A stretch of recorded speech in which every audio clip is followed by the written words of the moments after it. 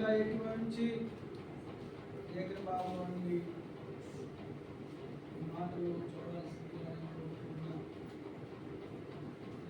నుండి యెషయా గ్రంథము 60వ అధ్యాయంలో మొదటి వచనాన్ని ఈ దిన ధ్యానాంశంగా తీసుకున్నాం. యెషయా గ్రంథము 60వ అధ్యాయం మొదటి వచనాన్ని చదువుదాం. చూడండి. నీకు వెలుగు వచ్చి ఉన్నది, లేము, తేజరిల్లుము, యెహోవా మహిమ నీ మీద ఉదయించెను. చాలు. నీకు వెలుగు వచ్చినది, లేము, తేజరిల్లుము, యెహోవా మహిమ నీ మీద. ఆమేన్. హల్లెలూయా. గమనించండి, సమస్యలో బాధలో ఉన్నటువంటి వారిని భుజం తట్టి లేపాలి, భుజం తట్టి బలపరచాలి, నిలబెట్టాలి. ఎలా అది సాధ్యమవుతుంది? ఒకరి చేత బాధించబడిన వారిని స్వీకరించాలన్నా, సహవాసం చేయాలన్నా, వారితో మరి సంబంధం ఏర్పాటు చేసుకోవాలన్నా చాలా మందికి బెదురు, భయం, అక్కడి నుంచి ఎంత త్వరగా పారిపోవాలనుకుంటారు. ఇలాంటి పరిస్థితుల్లో ఆ యొక్క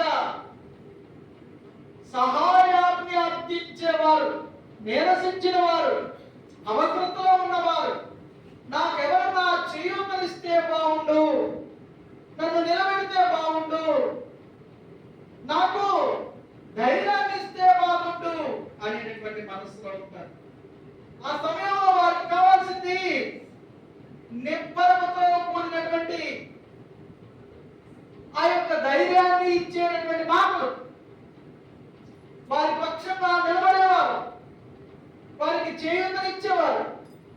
ఇలాంటి పరిస్థితులు మనకు అనేకమైనప్పుడు దాపరిస్తూ ఉంటాయి, అనేకమైనటువంటి సమయాల్లో మనకు ఎదురుస్తూ ఉంటాయి.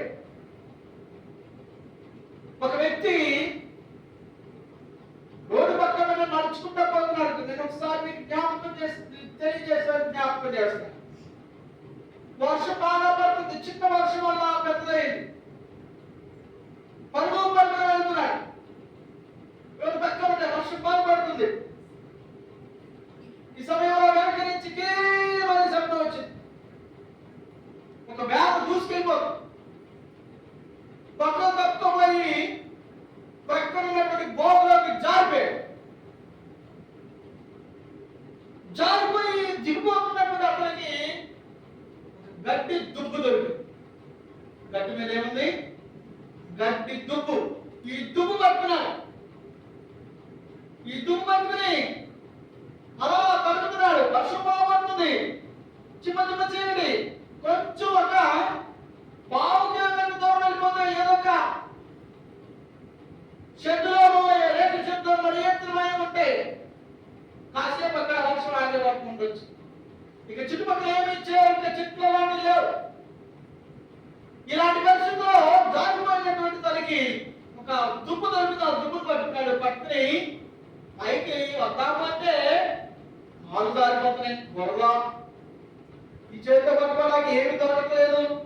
ఆ దుబ్బు ఎంతవరకు గట్టిగా ఉంటుందో తెలియదు.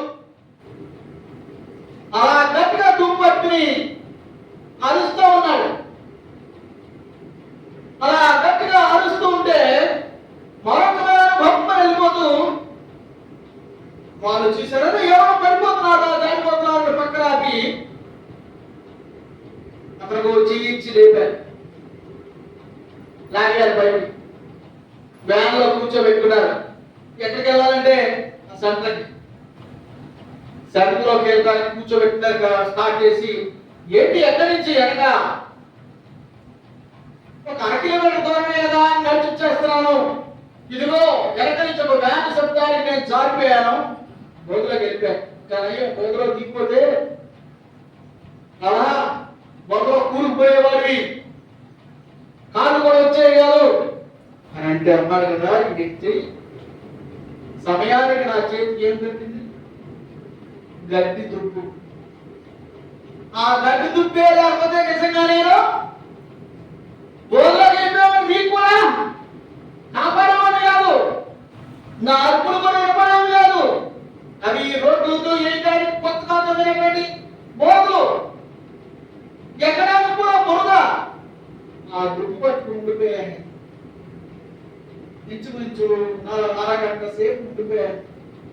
మీరు వచ్చి నాకు చెప్పాను ఆ గడ్డి దుప్పే లేకపోతే ఏం పాట పాడుతున్నాడు? దేని పాట పాడుతున్నాడు? గడ్డి దుప్పు పాట పాడుతున్నాడు.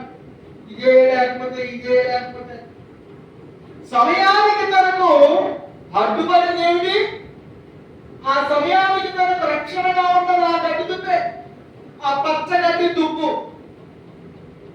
మన జీవితంలో బాధలను, ఇబ్బందులను, సమస్యలను మనకి నిలబడేటువంటి వారు ఎవరైనా కానీ మన బ్రతుకులో వారిని మనసులో మెదులుతానే ఉంటారు. ఆ పరిస్థితి మెదులుతానే ఉంటుంది. ఇదిగో ఈ మాటలో మనం చదువుతున్నాము, ఏమో నీకు వెలుగొచ్చింది, లే నువ్వు నిలబడు, నువ్వు బలపరచబడు. ఆ మాట చెప్పేటటువంటి జీవితాలు మనకు కావాలి. మనతో నిలబడేటటువంటి వ్యక్తులు కావాలి. మన అవసరం దగ్గరలో మనకు పరిష్కారం ఇస్తారని నిలబెట్టేటటువంటి వారు కావాలి. అది ప్రభువైన యేసుక్రీస్తు అయి ఉన్నాడు అనేటటువంటి మాట మనం చెప్పాం. దేవుని స్తోత్రం, హల్లెలూయా. ప్రభువు నీకు తోడై ఉంటాడు అనేటువంటి మాట ఇక్కడ మనం చూస్తున్నాం. చీకటిలో సైతం నీకు నేను తోడై ఉంటా, నేను నీతో నిలబడతాను, నిన్ను బలపరుస్తాను. ఇదిగో భయంకరమైనటువంటి చీకటిలో నీకు నేను ఆసరాగా ఉంటా, నీతో నేను ఉంటా. చూడుము, భూమిని చీకటి కప్పుచున్నది, కటిక చీకటి జనులను కప్పుచున్నది. యెహోవా నీ మీద ఉదయించుచున్నాడు, ఆయన మహిమ నీ మీద కనబడుచున్నది. దేవుని స్తోత్రం, హల్లెలూయా. కటిక భయంకరమైన సమస్యలు వస్తున్నాయి, కానీ నువ్వు మాత్రం లేచి నిలబడి నీకు నేను వెలుగుతా ఉంటాను. కనుక జీవం కలిగిన దేవుని యొక్క సహాయం కొరకు మనం ప్రార్థించాలి. దేవుని స్తోత్రం. ఆయన కొరకు మనం పరుగులు తీయాలి. మన పరిస్థితి లేనప్పుడు మన సమయానికి మనం రక్షించేవాడు ఎవరో తెలుసా? ప్రభువారే. దేవుని స్తోత్రం, హల్లెలూయా. మనకు అవసరానికి పరిష్కారం ఇచ్చేది దేవుడే. ఏదో రూపాన నీకు సహాయం చేయడానికి ఆయన యత్నిస్తాడు. ఆయన నిన్ను విడిచిపెట్టడు, వదిలేయడు. నిన్ను రక్షించువాడు కొరకు నిద్రపోడు. ప్రభువు నీ మీద తన కథ దృష్టి వచ్చి ఉన్నాడు. సమస్య, శోధన, ఇబ్బంది మరి ఏదైనప్పటికీ కూడా నాతో యేసయ్య ఉన్నాడనే నింపరాన్ని, ఆ ధైర్యాన్ని నువ్వు ప్రదర్శించాలి, చూపించాలి, కనపరచాలి. ఆయన విడిచిపెట్టుంటే నా యేసయ్య నన్ను వదిలేయడు. ఏ పరిస్థితి అయినా నాకు నా దేవుడు సహాయం చేస్తాడు. ఈ లోకంలో దేనిని నమ్ముకున్నారు వెళ్ళిపోరు. కొంతమంది ధనాన్ని నమ్ముకుంటారు, అది అయిపోరు. కొంతమంది అందరూ ఆర్భాటాన్ని, జనాన్ని నమ్ముకుంటారు, వాళ్ళు వెళ్ళిపోతారు, వదిలేసిపోతారు. కొంతమంది పేరు నమ్ముకుంటారు, పేరు ఎగిరిపోతారు. కొంతమంది పదవిని నమ్ముకుంటారు, పదవి ఎగిరిపోతారు. ఏమి ఉండదు. నిజంగా ఈ యొక్క జీవితంలో దేని ప్రాధాన్యత పెట్టుకున్నారు ఇట్టే ఎగిరిపోతుంది, వర్షించే. కొంతమంది తన యొక్క శూరత్వాన్ని, తన యొక్క సామర్థ్యాన్ని నమ్ముకుంటారు. దాని ఎంతకాలం ఉంటారంటే బిర్రగా, ఎంతకాలం ఉంటే ఈ యొక్క టైట్ గా చేసుకునే కండరాలు కొంతకాలం ఏమైపోతుంది, జాగ్రత్త. ఎంతకాలం ఉంటుంది శారీరక బలం, ఎంతకాలం ఉంటుంది కుటుంబము ఆర్భాటం, ఎంతకాలం? శాశ్వతంగా దేవుడు నిన్ను ప్రేమించేవాడు. దేవుని స్తోత్రం. నేను నిన్ను విలువను, 80 ముదిమి వయసు వచ్చి వరకు నేను నిన్ను ఎత్తుకొని నమ్మిన వారు చెప్పండి. హల్లెలూయా, హల్లెలూయా. ప్రభు యొక్క కృప మన మీద ఉంటుంది. నువ్వు నమ్మిన అద్భుతాన్ని చేస్తాం. మనం అనుకుంటాం కదా, దానికి దీనికి ఎక్కువ ప్రాధాన్యత ఇస్తాం. అన్నిటికంటే నిన్న దేవుని సన్నిధికి ప్రాధాన్యత, అన్నిటికంటే ఎక్కువగా దేవుని సన్నిధికి నీవు ప్రాధాన్యత ఇచ్చి ఆయనలో నడిపించబడు. లేఖన భాగంలో లేవి కాండము 9వ అధ్యాయము 23వ వచనాన్ని చదివినట్లయితే, లేవి కాండము 9వ అధ్యాయము 23వ వచనంలో నీవు ఇతరులకు దీవెనకరంగా ఆశీర్వాదకరంగా ఉండు. దేవుని యొక్క కృప, ఆయన దయ నీ మీద ఉంటే నీవు ఇతరులకు ఎలా ఉంటాము? దీవెనకరంగా, ఆశీర్వాదకరంగా ఉంటాం. చదవండి లెవీకాండము 9వ అధ్యాయము 23వ వచనము. మోషే ప్రత్యక్షపు గుడారములోనికి పోయి ప్రజలను దీవింపగా యెహోవా మహిమ ప్రజలందరికీ గమనించండి. మోషే అహరోనులు మందిరానికి వెళ్ళి మందిరములో దేవునితో సాంగత్యము సహవాసము చేసి బయటికి వచ్చి జనాలందరినీ దేవుని పేరట దీవించగానే దేవుని యొక్క మహిమ వారి మీద వచ్చేసినారు. దేవుని స్తోత్రం, హల్లెలూయా. లేఖన భాగంలో మనం చదువుతాం కదా, అపోస్తలుల కార్యముల 3వ అధ్యాయము ఆ యొక్క మొదటి వచనం నుండి చూస్తే, శృంగారం అనేటటువంటి దేవాలయము మెట్ల దగ్గర ఒక పుట్టినది మొదలుకొని కుంటివాడు ఒకడు అనుకుంటున్నాడు. అక్కడ పుట్టినది మొదలుకొని కుంటాడు. అతగాడిని కొంతమంది మోసుకొని తీసుకొచ్చి అక్కడ పెడుతున్నారు. రోజు చర్చికి వెళ్ళే వారిని వచ్చే వారిని అనుకుంటున్నారు. అదే కనుక జీవనాధారం. మన సాయంత్రం మోసుకు ఇంటికి వెళ్ళిపోతారు. అతగాడు ఆ మందిరము దగ్గర కూర్చుండి దేవుని యొక్క మందిరములో నుండి వచ్చి వారి యొక్క ఆ యొక్క దేవుని మహిమను చూస్తున్నాడు. అనుకుంటున్నారు. అయితే ఇక్కడ నేను అనుకుంటున్నాను, తన మనసులో ఏ నాటికైనా నేను మందిరంలోకి వెళ్ళే రోజు ఒక రోజు వస్తుంది. దేవుని స్తోత్రం. వీడు మధ్యలో పుట్టినాడా? పుట్టినది మొదలుకొని పుట్టినాడు. పుట్టినది మొదలుకొని తన ఆశ ఎలా ఉందో తెలుసా? ఎప్పటికైనా నేను కూడా మందిరంలోకి వెళ్తా. నేను మందిరంలోకి వెళ్ళాను, నువ్వు రోజు వస్తుంది. యేసయ్య దేవుడు నాకు ఇస్తాడు అవకాశాలు అనేటువంటి గొప్ప విశ్వాసం తన ఆ యొక్క మనసు. అక్కడికి వచ్చినటువంటి పేతురు, యోహానులు చూశారు.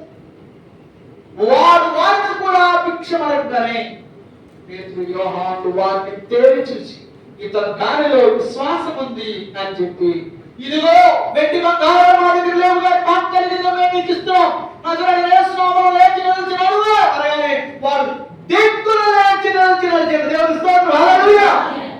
దేవుని మహిమ వారి మీదకి, దేవునికి శక్తి మరి కాళ్ళు వచ్చాయి. ఎవరు ఇవ్వలేరు వారి కాళ్ళు.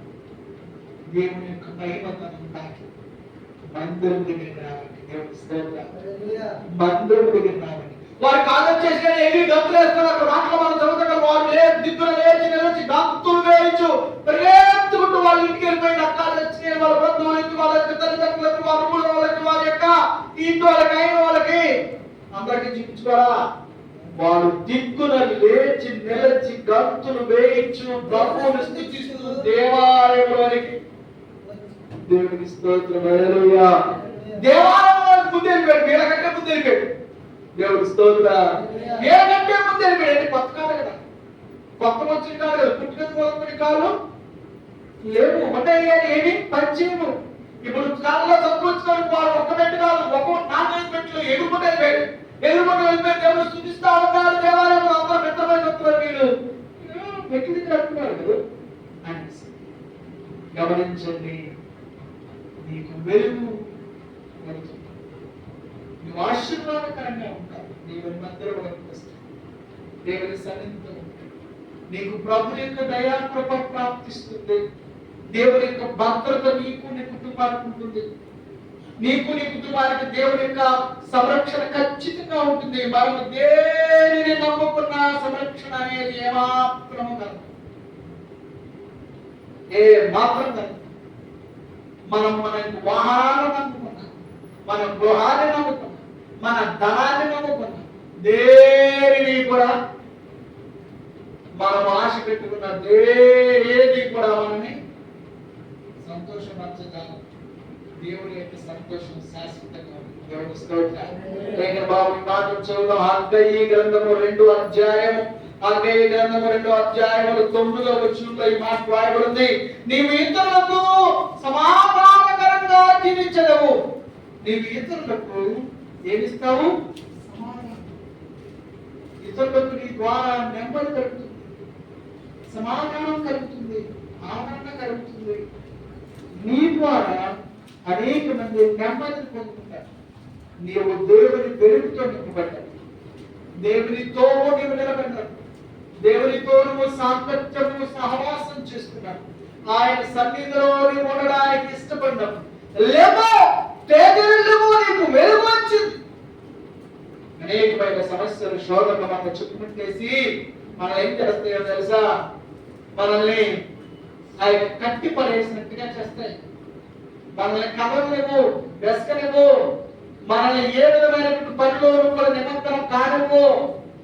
మనం ఏంటో దిగులుగా అలాగే నిశ్చేష్టులుగా అయిపోయినట్టు ఉంటాం శోధన సమస్యలకు, మనకు ఎదురయ్యేటటువంటి పరిస్థితులకు.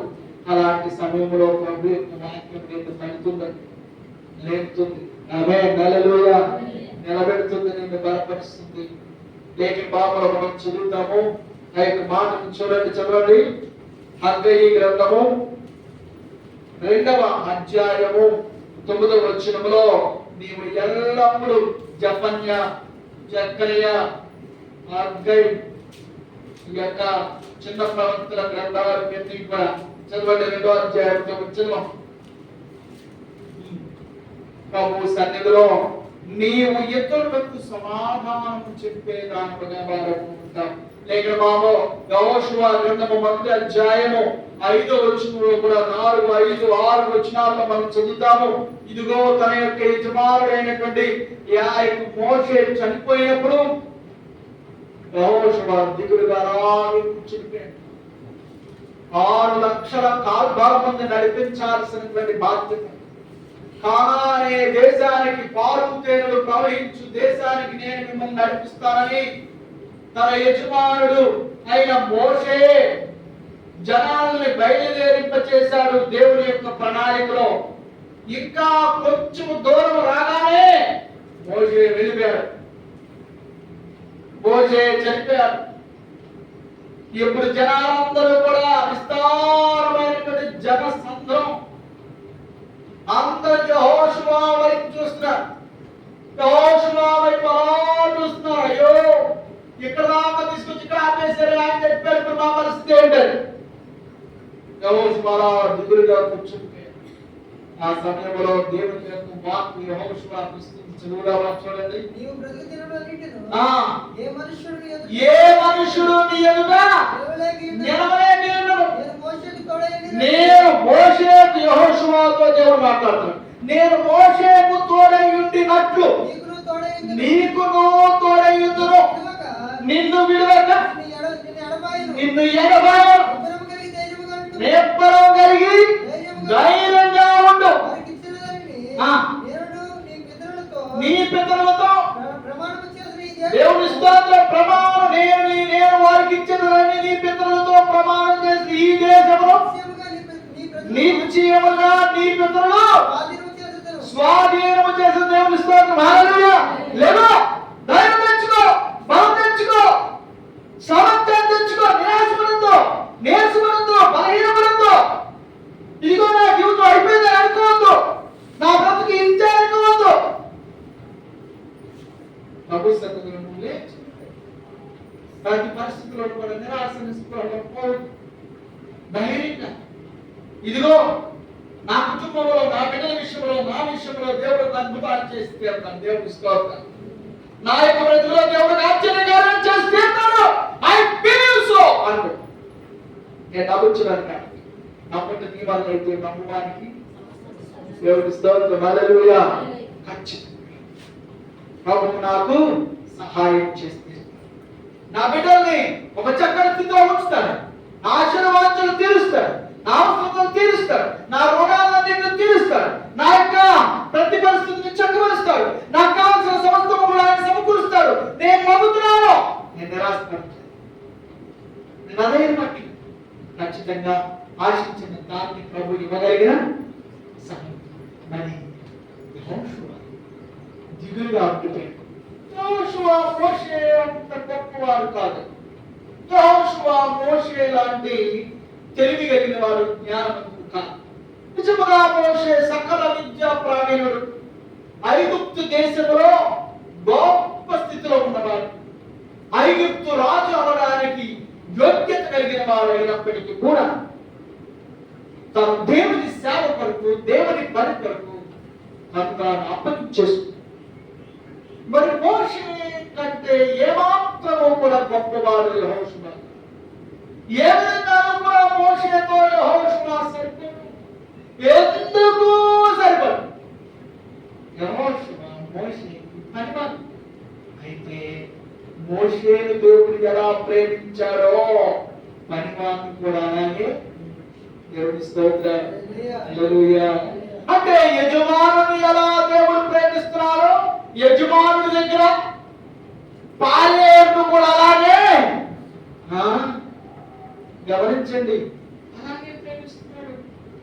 ఒకసారి ఏసన్న గారు పైన ఉన్నారట, బాగా ఎండేస్తుంది. ఆ యొక్క మేడ మీద ఉన్నారు, బిల్డింగ్ మీద ఉన్నారు. బయట బండి ఐస్ క్రీమ్ బండి వెళ్తుంది. ఐస్ క్రీమ్ బండి ఐస్ క్రీమ్ పోతాడు. ఐస్ క్రీమ్ రాలో అన్నాడు పై నుంచి. అయ్యా ఆంధ్ర కింద పని చేస్తాం. ఇదిగోరా, ఇదిగో 5 రూపాయల యాత్ర, నీకు ఒక ఐస్ క్రీమ్ నాకు ఐస్ క్రీమ్ కొనుక్కురా అన్నాడు. అలాగే అయ్యాడు అని 5 రూపాయలు పట్టుకున్నాడు. వెళ్ళాడు. వెళ్ళి 2 ఐస్ క్రీమ్లు ఇవ్వండి. 2 ఐస్ క్రీమ్లు కూడా చక్కగా కూర్చి ఐస్ క్రీమ్లు ఆ యొక్క ఫోన్ ఉంటాయి కదా, ఒకరు కూర్చి ఇచ్చాడు. ఈ 2 పట్టుకుని అడుగులో అడుగు వేసుకుంటూ వస్తున్నాడు. పలు అడుగులో అడుగు వేసుకుంటూ వస్తే ఏమవుతుంది, ఐస్ క్రీమ్ జాగ్రత్తగా అడుగులో అడుగు వేసుకుంటూ రెండింటి మీద కన్ను పెట్టుకుంటా అడుగులో అడుగు వేసుకుంటా వస్తుంటే ఇంకా అడుగు కాలిపోతుంది. నువ్వు అడుగులో అడుగు వేసుకుంటుంటే ఈ పక్క కాలిపోతుంది, ఈ పక్క కాదు, ఈ పక్కది కాలిపోయింది నాకేశాడు, ఈ పక్కది కాలిపోయింది నాకేశాడు, ఈ పక్కది కాలిపోయింది నాకేశాడు. ఎవరు అడిగేసుకుంటుంటే బయట చూసి మీరు మరే నీకు ఐస్ క్రీమ్ కన్నాను, నాకు ఐస్ క్రీమ్ కొనుక్కున్నాను రా, ఇప్పుడు 2 నాకెత్తే నేనేంటి రా, అడుగు అడిగేసుకుంటావేంట్రా అన్నాడు. పైన 2 నువ్వే నాకు రా. అదేంటి మీది ఏంటి నాది ఏంటి, 2 నాకేసావు కదా, ఇక నువ్వు అక్కడి నుంచి నా దగ్గరికి వచ్చినప్పటికి ఏమి ఎక్కువలే ఉంటాయి మొత్తం పైదంతా. గమనించండి, ఆలోచించండి. యజమానుడు ఎంతో, పనివాడు కూడా అంతే. నీకు ఒక ఐస్ క్రీము, నాకు ఒక ఐస్ క్రీమ్, 2 నాకెంత నీకే. పనివాడు దేవుని దృష్టిలో ప్రియమైన వాడే, యజమానుడు దేవుని దృష్టిలో దేవుని స్తోత్రం. హల్లెలూయా. 2 చూడండి, 2 ఐస్ క్రీమ్, ఇది టేస్ట్ గా ఉంటుంది, ఇది టేస్ట్ గా, ఇది రుచిగా ఉంటుంది, ఇది రుచిగా ఉంటుంది. ఏమన్నా తేడా ఉందా? ఇది ఎవరిది? యజమాను. ఇది ఎవరిది? పనివాడు. ఇది యజమానుడు, ఇది పనివాడు. దిట్టంగా అలాగే ఉండిపోతారు. నాయే కరెక్ట్ ఉన్నాయి. అది ఇది యజమానుడు కదా, యజమానుడు కరెక్ట్, పనివాడు కరెక్ట్ అంటే ఏమన్నా గమనించండి. 2 సమానమే. దేవుని దృష్టిలో నీవు నేను ఎవరైనా సరే ఒకటే. దేవుని స్తోత్రం చెప్పండి, అర్థమైనా చెప్పండి. హల్లెలూయా. సేవకుడైనా సరే విశ్వాసైనా ఒకటే. దేవుని స్తోత్రం. హల్లెలూయా. ఇదిగో యజమానుడు ఎవరు? మోషే. సేవకుడు ఎవరు? యెహోషువ. కానీ దేవుడు మోషేను ఎలా వాడుకుంటారన్నారు, యెహోషువను కూడా దేవుని స్తోత్రం. హల్లెలూయా. లేమో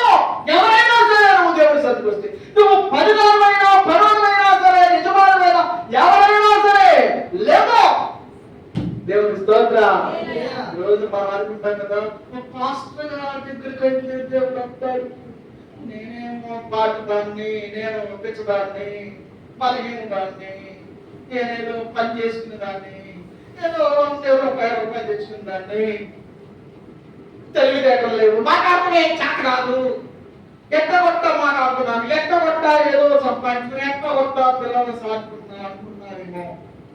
దేవుడికి నువ్వేంతో నేను దేవుని స్తోత్రం.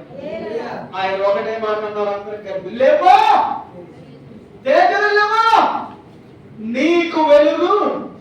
దేవుని స్తోత్రం. హల్లెలూయా.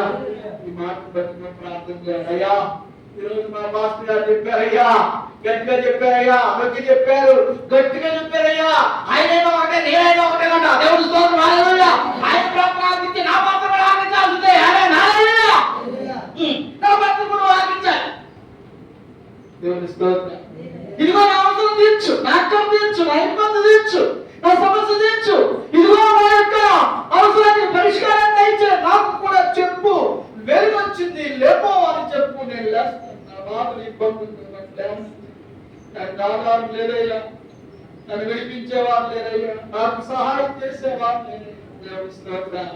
హల్లెలూయా. ప్రభు సంఘంలో అలాంటి ధైర్యాన్ని ఆయన గొప్ప ధైర్యం నీ కుటుంబ విషయంలో, నీ బిడ్డల విషయంలో, నీ భర్త విషయంలో, లేక రుణాలు, అప్పులు ఉండొచ్చు, అనేకమైన సమస్యలు ఉండొచ్చు, శారీరకంగా బాధలు, అనారోగ్యం ఉండొచ్చు, ఏదైనా సరే ప్రభు సభను వారు లేక బాబు చూసారా, చదవండి ఆ మాటలు. అంటే గ్రంథం తీసారా, చూడండి. అంటే గ్రంథం 2వ అధ్యాయం 9వ వచనం.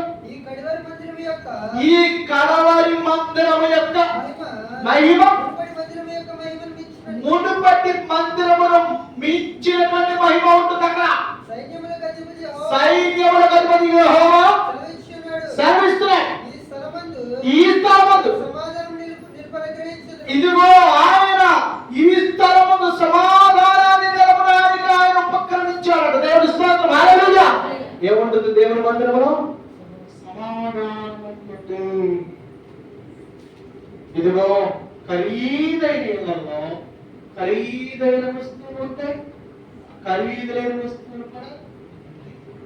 మన ఇంట్లో ఖరీదైన వస్తువులు ఉంటాయి, ఖరీదైన వస్తువులు ఉంటాయి. ఖరీదైన వాటిని కూడా ఇంట్లో పెట్టుకున్నాం. అంతేనా కాదు? ఇదిగో సూది 2 అంగుళాలు ఉంటుందేమో, 2 అంగుళాలు.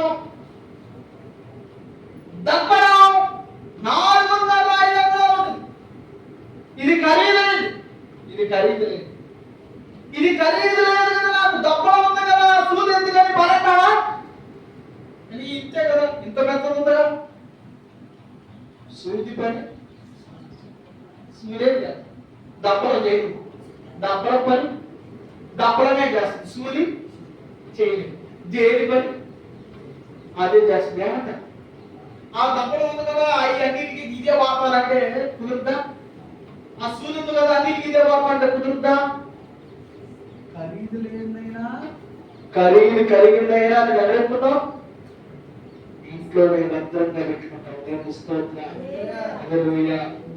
అలాగే ఒకేలాగా వాటిని చూస్తాం, ఒకే జాగ్రత్త తీసుకుంటాం. మనకు కూడా మన దేవునికి అలాంటి వారిని. దేవుని స్తోత్రం. నీ సమయంలో నువ్వు ఉపయోగపడతావు, నా సమయంలో నేను ఉపయోగపడతాను. మోషే సమయం ఉన్నంత వరకు మోషే ఉపయోగపడ్డాడు దేవునికి. దేవుని స్తోత్రం. యెహోషువ సమయం వచ్చింది. ఇప్పుడు యెహోషువతో దేవుడు అంటాడు, యెహోషువ నెమ్మదిగా ధైర్యంగా లేమో, నీకు వెలుగు వచ్చింది. నువ్వు అనేక మందిని దీవిస్తావు, అనేక మంది ఆశీర్వదిస్తావు, నువ్వు అనేక మందికి సమాధానం చెప్తావు, నువ్వు అడుగు పెట్టుతావు నీదే. ఈ రోజు నీ సమయం. నిరాశపడ, భయపడ, ఎప్పుడు కూడా దిగులు చెందదు, నెప్పని తెచ్చు. ఆ దేవుడు నాకు, నేను బలహీనురాలు కావచ్చు, నేను మంచిదాన్ని కావచ్చు కాకపోవచ్చు కాక, కానీ నా దేవుడు నన్ను విడిచిపెట్టాడు కాక. దేవుని స్తోత్రం. హల్లెలూయా. నమ్మిస్తున్నాడా? నా దేవుడు నన్ను ప్రేమిస్తున్నాడు, నన్ను క్షమిస్తాడు, నాకు నా పుస్తకాలు తీరుస్తాడు. ఆయన సన్నిధిలో ఎల్లప్పుడూ ఉంటే నా కుటుంబానికి సమాధానం కలిగి ఈ భావన కలిగి నీ మీద నిలుగు వదిలేస్తుంది. నువ్వు వెలుగుగా ఉంటావు, నువ్వు సమాధానం చెప్పే నాయనగా ఉంటావు. ఈ కుటుంబంలో ఆదరణ ఉంటుంది. ప్రభు కృపని తోడై ఉంటుంది. యేసయ్య మాటలు దీవించి ఆశీర్వదించిన ఆమె ప్రార్థన చేసుకున్నాం. దయచేసి అందరూ